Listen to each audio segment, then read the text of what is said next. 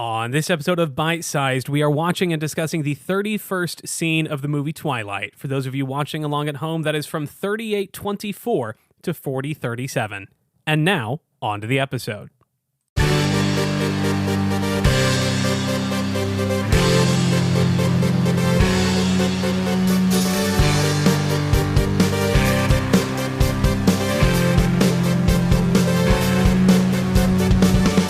Hello, everyone, and welcome to yet another episode of Bite Sized. I'm your host, Ben Abear. If this is your first show, here's what's going on. I am watching the movie Twilight, discussing it one scene at a time with a different guest every week. That means I send someone, one of my comedy friends, about 30 seconds to 3 minutes of the film Twilight. We watch it and discuss it with little to no other context.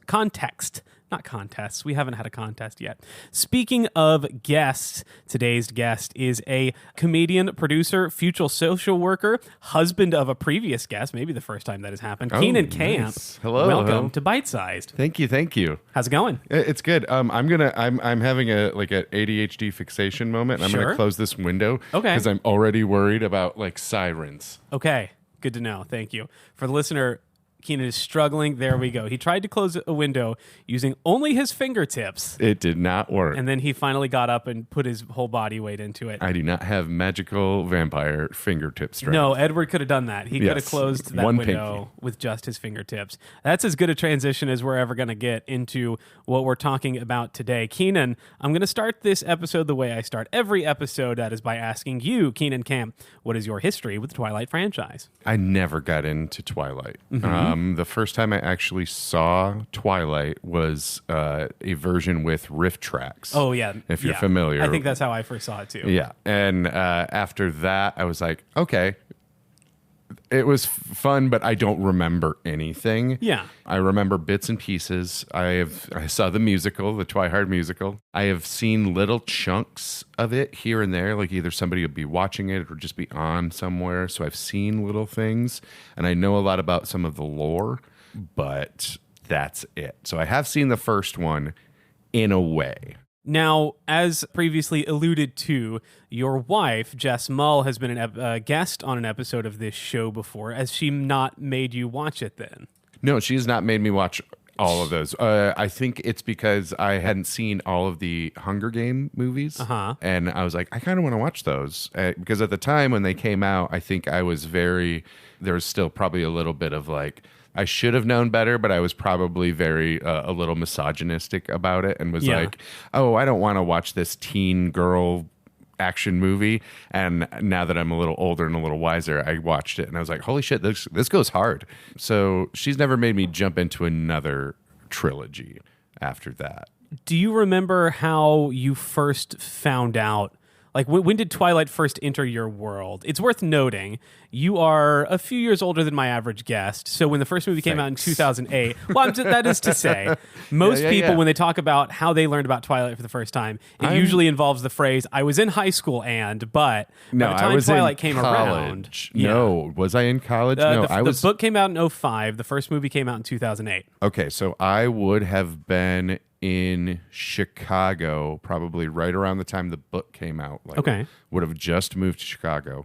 After college? After high school? So it would have been after a few years in college. I did not finish, and I moved to Chicago because I didn't finish. Right. Yeah. So then how does Twilight enter your world? So through the internet, I'm guessing? Sort of. I heard about the books, I think, just through passing. Yeah. But didn't really register it at all. Yeah. And then the movies just came out, so it was just really seeing the trailers and reading some stuff on the internet. Mm-hmm. And so it was a lot of things that I was like, okay, this does not sound like the movie for me. Yeah. These are not the vampires for me. Because you were not a teenage girl. I was not a teenage girl. Right. That was basically my reaction to it. I was in high school when it came out, but I was like, I could clearly see that this is not meant for me. I'm just not going to do it. That's fine. That's okay. Yeah. It was good enough to spawn a huge giant following. So yeah.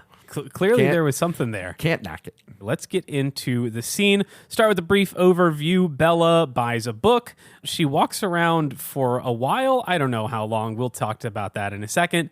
Some guys find her and start harassing her, and then a car shows up, and who's that? It's Edward, and he drives away with her. Now we get into the nitty-gritty of the scene. My first note I'm immediately going to disagree with, because I wrote down that Bella buys a book, and I thought it was weird that she paid cash. And then as we were talking about how long ago these things came out, I realized, well, I didn't have a card to pay with then. Of course I would have used cash to buy all my books from Barnes & Noble. I thought the same thing, but I got to that in a weird way. How so? The man's face, like after she buys the book, he kind of looks at her and the money almost like he doesn't know what she's just given him. He looks a little confused. Yeah. And I'm like, okay, but I feel like that's how people would react now to if you try to pay with cash. That man's face is just looking like, oh, what? Okay. Yeah. Money. It looks like he's handing her $13, or she's handing him $13, a 10 and a for few a ones. used book. For used, I mean, Okay. It's 2008. Do you know what that book is about? Yeah, it's about the Quileute people, the Native Americans. I did look that up beforehand. I was like, I want to know that. I want to know what the actual book is. 2 scenes ago. I don't know if this is an actual book. I wasn't able to find that. I didn't really think to look. It was taken from the Quileute like Wikipedia thing or like their website. Somebody apparently looked it up and was like, it was basically like the pages that they show were basically taken and printed from the website and just put into the book. All right, that's a little lazy, but okay. But hey, I was like, that's an interesting. You could have found an actual book, I guess. Yeah, I mean, clearly at some point they did, because it is like an actual book with like a Native American guy on the front, but that's about there's no identifiers there, which is a little disappointing. Yeah. She walks outside. It is twilight, appropriately enough. The sun is setting. Oh, it is. Yeah. I didn't even think about that. It just occurred to me right now. Yep. And then it immediately cuts to like pitch black, like midnight, like hard cut. For the light to change that much, she must have been walking around for a solid 20, 30 minutes. It felt like a bad 80s movie cut where they were just ran out of light. Yeah. And they're like, but we don't have time. We don't have it in the budget to go another day. So we're just going to fuck continuity. Right. And we're just going to keep going. Well, like they clearly want it to be dark and nighttime and scary, because this is still the part of the movie where Twilight is trying to convince us that it's a horror movie. Well, how long does it take for the sun to set? From like Twilight time. Yeah. Because it was setting. For sure. So that could have been maybe just a couple minutes. At the shortest, yeah. But to go from like still some daylight out to completely pitch black, I feel like takes a little while. It would have been a walk, at least 20 minutes, I would say. At least, but that makes sense. You got to go from like nice little bookstore area, like to the rough and tumble streets of what Port Angeles, Washington, which is not that big.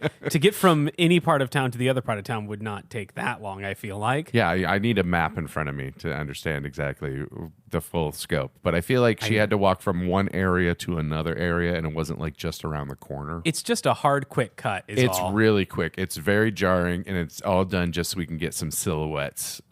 So we can get and in the smoke of an alley, a scary, smoky, misty alley. Yes, the entire feeling of the rest of this scene felt like it was taken from like an 80s action movie. Yeah, like where there's a lady walking down the street, then yeah. To give listeners a peek behind the curtain a little bit, when I talked to you about being on the show, you had some specific requests, which were horror or just 80s, like something. I think metal was a word that you used. Yeah, anything that could be like, and then the music as well in this scene.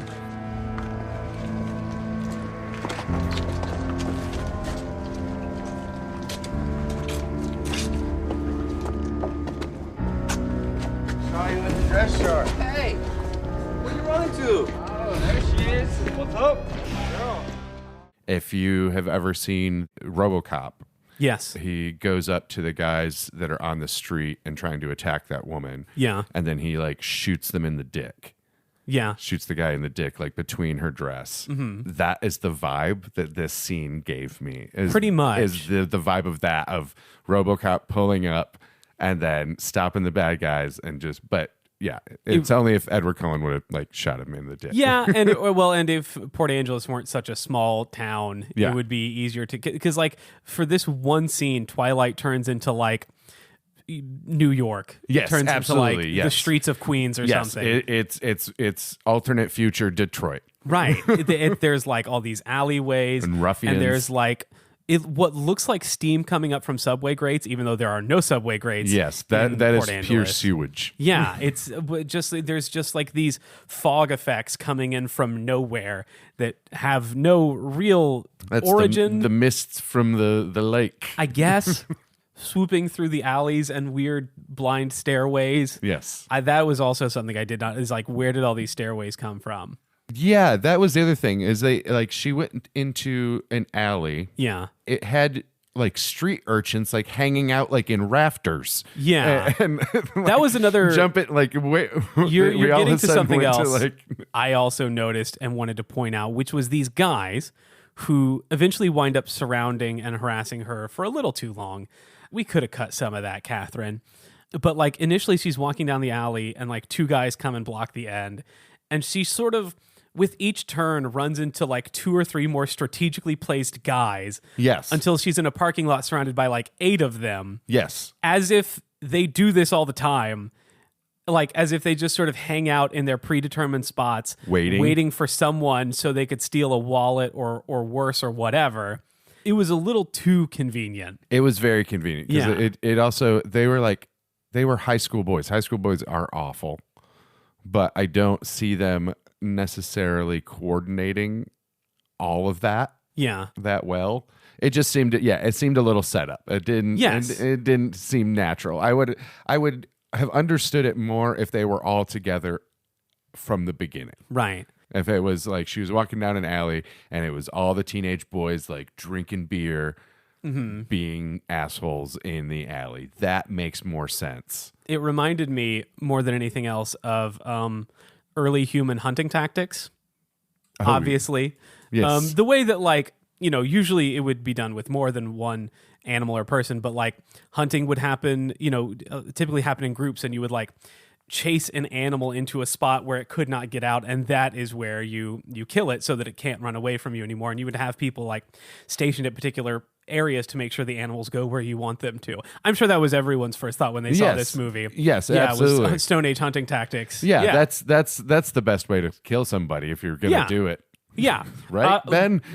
Well, yeah, and ideally, if this was truly accurate to Stone Age hunting tactics, then obviously they would have some sort of bows or something, or maybe another common thing was they would sort of chase her until she ran off a cliff. Yes. And then go down to the bottom of the cliff to collect, whatever she had. So she gets guided not off a cliff, but to like a parking lot that is outside of a bar. The or parking maybe a lot boat. kind of appears like the actual like layout of that area of how it becomes an alley, and then there it is blocked by rafters and stairs. Like stairs, and there's a guy on top of those stairs, which sort of to me confirms my "they do this a lot" theory. Yeah, and This it is seems like she would have choreographed. had to be walking, and it was there, so the parking lot would have to be to her right. Yeah, And it would have to be like, so that's the only way, if that makes sense to you. yeah.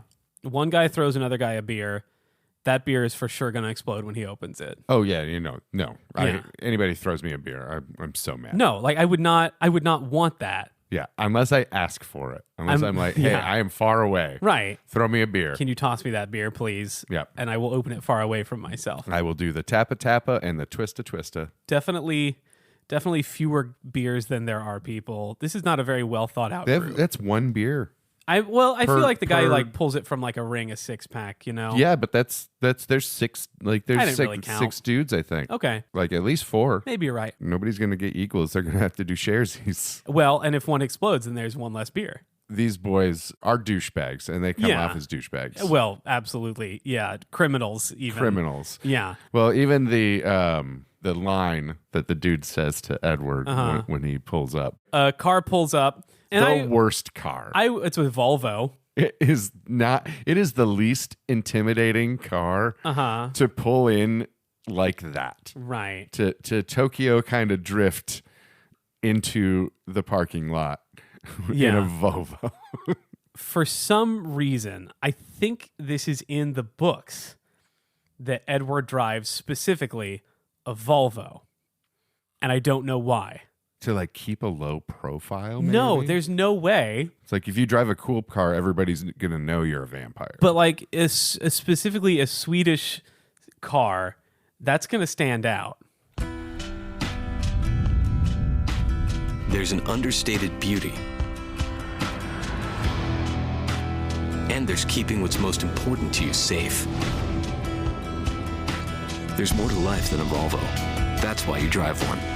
Visit whatdrivesedward.com and play for a chance to win your very own Volvo XC60. For a limited time, you can enter our sweepstakes for the chance to win a trip and 2 tickets to the premiere of The Twilight Saga: New Moon.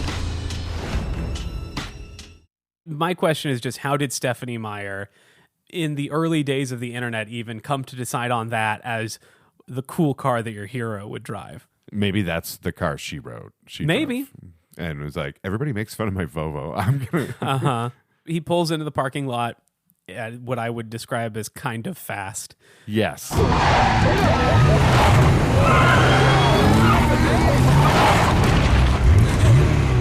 And he gets out. Get in the car.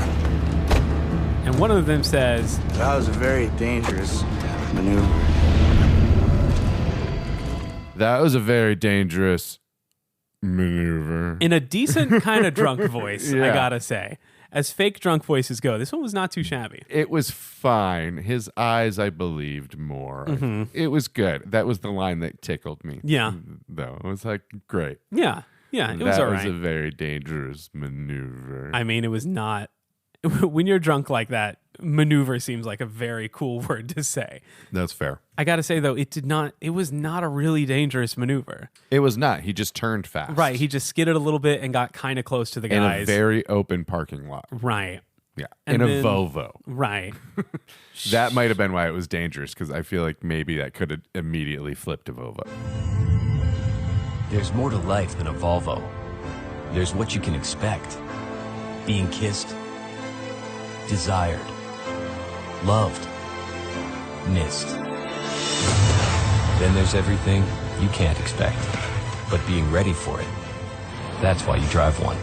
Play for your chance to win a Volvo XC60 at volvocars.com/lostinforks and see the Twilight Saga: Eclipse in theaters now. The guy says, that was a very dangerous maneuver. Yeah. And then Edward looks at him.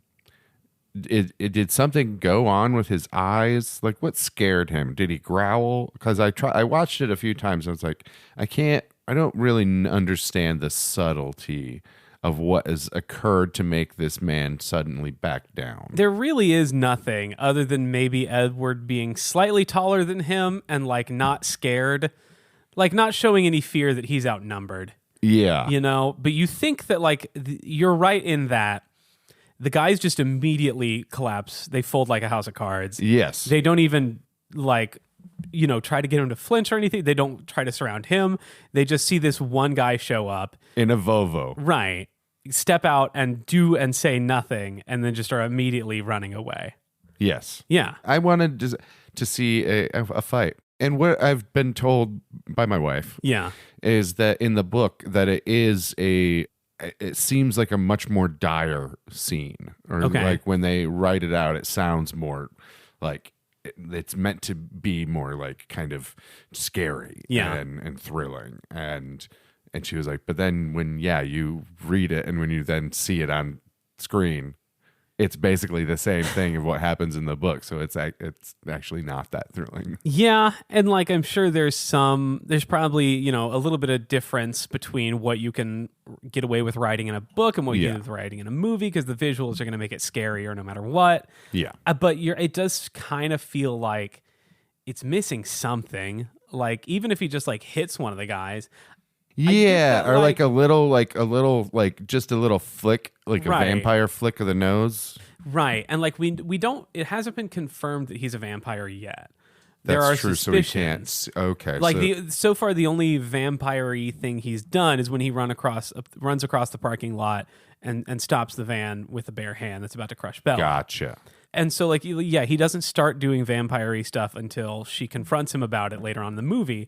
But even like, I don't know. Oh, and she does the something. say it. Yeah, Okay. yeah, that one. You know what I'm Yeah, talking about. I remember that. Big Twilight fan over here. Yeah. Yeah, it just would have been nice to just give us maybe another little breadcrumb, or at least make the scene a little more interesting. Yeah. I don't know. It seemed like a build up of using like the potential for like assault. Yeah, There's nothing that actually like came of that scene. right. Like it didn't serve anything. Yeah, Right. Other than to like, and because I was also wondering, how fast was he able to get into his car and drive? that's the greater purpose of the scene that we haven't gotten to in the movie yet. Is Okay. that all these things that you're wondering right now about? Yes. How did he get there? How did he know where to go? Is basically her next question. There's a scene coming up that we haven't gotten to yet. That's just the two of them being like, her asking him, how did you do that? Were you like following me? What the hell happened here? It would take him longer to drive to her than it would take him to be vampire That's to like another vampire run to her. Yes. Right. Let's- So he had to like get into his car. Uh-huh. Like, and also, how long was she in danger for? Right. Like, Right. why didn't he get in there sooner? Why didn't he get there sooner? Why didn't he run there? I can tell you the drive from Forks to Port Angeles, it's not short. It's like 30, 40 minutes, if I recall correctly, from when I did it 3 years ago, so I could be wrong. So Clearly he had to be in the area already. yes. Yeah. So he was already stalking. Does he He- say that as much? Or is he like, I was stalking you? I kinda, yeah. I think Yeah. the explanation that he gives is that like he feels compelled to protect her, and so he doesn't necessarily stalk her. He just sort of keeps her within range, so that if and when something does go wrong, he can step in, which is red flag behavior. That sounds really rough. I was going to say. I was like, Yeah. that sounds like I'm just going to be like in town. You won't be able to see or hear me, but I'll be keeping I'll an be eye there. on you. Kids, this comes up a lot on the show, but if you are dating someone that says that to you, don't. No, it's not hot. It's not. It's dangerous. It's usually he's not a vampire. He's Yeah. a problem. She gets in the car. They drive away. He does an actual dangerous maneuver. Yes. By pulling into traffic without looking both ways. Yes. Yeah. And in a Volvo. In a Volvo. Yeah. I guess there's some argument to be made that his vampire speed gives him like super fast reaction time, and It's he knew still he- a fucking car. It's not Right. a vampire car. Right. The car has faster reaction times. Like, Right. even if he has a fast, like I can see like this thing starting to swerve at me. Yeah. The car can't like move Right. magically and faster. and also you're really hoping that the driver that you're cutting off hits the brakes in time and Yes. doesn't rear end you. Yeah. He doesn't have a magical like stalker connection with the No. driver of that car. No. To jump back just a little bit to what we were talking about, I think one of the reasons he doesn't, he drives instead of vampiring around everywhere. Well, two reasons. First of all, it's probably easier. You probably get tired. You just want to sit down. Yeah, and I drive. guess it would be like it'd be obvious if yeah, you just in the event vampired that in. he does have to get her out of there, it would make more sense to put her in a car. She's not going to ask as many questions about that as Yeah. if you just started carrying her and running around like he does later on. That's fair. That's Yeah. fair. But still. He's got some cover. What if he couldn't find his keys? And that's a great question. Then I guess he would have no choice but to run around. Yeah, or what if if he was like me, then he would be very late because he would be looking for his keys. Is that what happened to you today? No. Or just in general? Just in Okay, general. got it. I will often be like, I gotta get there fast. I Yeah. need to find my keys or else I'm gonna have to figure out a different mode of transportation. Yeah. But then I spend too much time looking for my keys, and by the time I find them, I'm still gonna have to take Yeah. a different form of transportation. And that's a problem you wouldn't have if you were a vampire. Yeah. Yeah. If you had to give this scene a name, what would it be? And this is going to be the name of the episode. So make it good. And hopefully you told me you listened to an episode. So hopefully you listened all the way to the end and knew this was coming. Ooh, This is one of those moments I warned you about in which I would be putting you on the spot. okay. Yeah. I'm gonna give you. You look very pleased with yourself. I want the listener to be as hyped for this as I am. I'm gonna give you. Uh-huh. So I'm going to Here give it you an comes. option, and this is Here it only funny comes. to me and maybe my the boomers. Okay. Alley oops, Allie. Oops. Okay. or Or hey, you Get into my car. Get into. Oh. Now, what was that? That was get out of my dreams. Oh, get out of my dreams and into my car. Okay. What about that? That might be better. Get out of my dreams and into my car? Get out of my dreams and into my car. Okay. Do you want to keep alley-oops in there in any way? Do you like alley-oops? This is your decision. This is, as I've told past guests before. Tell me. No, I'm not allowed to have a say in this because as I told my guest a couple episodes ago, the reason I started asking my guests to name the episode is because I was too lazy to do it myself, and I thought I'll make my guests do it so it's a fun joke and less work for me. And now whatever my guest tells me to do, I'm honor bound to stick with. So whatever you tell me to name it is going to be the name. That scene from Robocop where he shoots the guy in the dick. That scene from Robocop where he shoots the guy in the dick. Is that what we're going with? Yeah. All right. That's it. I gave you so many options. No, you did. I did. Well, and it's not my choice is the thing. You're acting as if I turned those down. You did. No, I didn't. You did. No, I asked if you wanted to. You kept making changes, and I asked if you wanted to make one change, and you decided I had rejected your gift.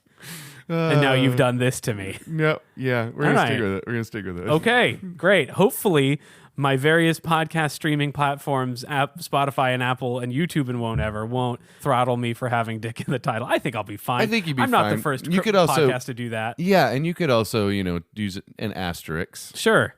Instead of an I. Honestly, and we're pushing the bounds of how long a podcast title can be at this point. So I may have to cut a few words. Yeah, and if it's not that, then go with alley-oops. Okay. Yeah, great. If it's too long, go with alley-oops. Listener, by the time this hits the airwaves, you know what it will be called. Keenan Camp, if people like the sound of your voice and the cut of your jib, where can they follow you on social media and maybe see you do shows in person? You can follow Riff Improv, or Riff Chicago's Music Improv Party at Riff Improv on Instagram and on Facebook and on TikTok. That's my baby. We do musical improv. You do that show with me. Yeah, I'm in that show. Yeah, it's a wonderful show. It's a good time. We've by the time this gets out, we might be on a break. But, by the time this gets out, we'll have 2 more shows at Second City. Oh, okay. Yeah. So quick turnaround. All right. Oh, yeah. Thank you, Editor Ben. Wonderful. So yeah, come on out to Second City, 10 o'clock on Saturdays, the next 2 Saturdays. That would be the 20th, 420, and the 27th. Mm-hmm. Neither of us will be there, but you can go see it. You can go see it. Well, yeah, on the 20th. Well, I'll be there on the 27th, I think. Yeah, I won't. You can also go check out Lost Realms, improvised musicals from beyond. That is at Otherworld Theater, and that's at Lost Realms Improv on Instagram.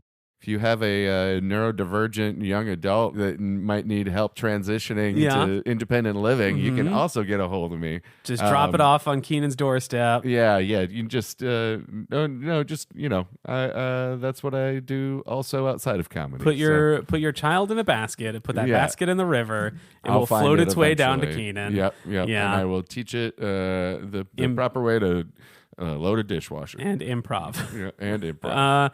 Cool. That is it. If you want to follow the show on social media, you can do so at bitesizedpod_ on Instagram, TikTok, and YouTube. TikTok and YouTube are getting pretty active right now. I am uploading 60-ish second clips, some of my favorite moments from the show, and I've included pictures so that if we're ever talking about a thing on this audio medium, you can finally see what it is we're talking about. You can also email the show if you want to. Send an email to myfavoritetwilightpodcast@gmail.com to be part of the conversation. We've also got merch for the very first time. I'm selling stickers for $2. It's the logo of the show. Message the show on social media or send an email to myfavoritetwilightpodcast@gmail.com for more information on how to acquire one of those. Thank you to the band Swimwear Department for letting me use their song Mauled to Death as our theme. Thank you. You would really like Swimwear Department. Anyway. Yeah, we'll talk about this later. Okay. Thank you to my editor, Ben Oxshire, for editing this, especially on such a tight turnaround. That is it. That is all we have for today's episode of Bite Size. As we always say at the end of every episode, bite me. Bite me. See you next time.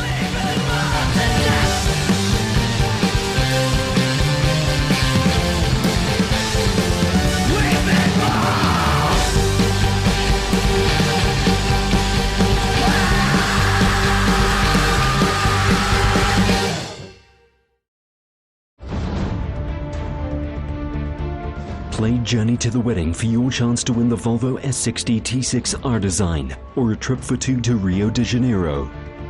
Go to facebook.com/VolvoCar South Africa to get started. The Twilight Saga Breaking Dawn Part 1 in cinemas 16 November.